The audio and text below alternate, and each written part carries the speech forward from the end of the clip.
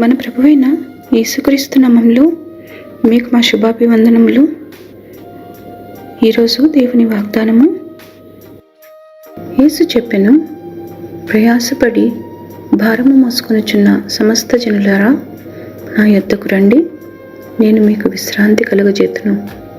నేను సాత్వికుడను, దీన మనస్సు గలవాడను గనుక మీ మీద నా కాడి ఎత్తుకుని నా యొద్ద నేర్చుకునుడి, అప్పుడు మీ ప్రాణములకు విశ్రాంతి దొరకును.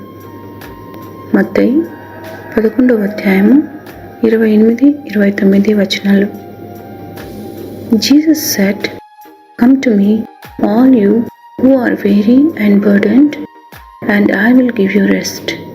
Take my yoke upon you and learn from me, for I am gentle and humble in heart, and you will find rest for your souls."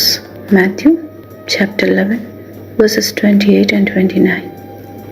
ప్రార్థన. ప్రేమగల ప్రభువా, దయగల తండ్రి, మీరు మాకు అనుగ్రహించుచున్న సమృద్ధి జీవముకై వందనములు.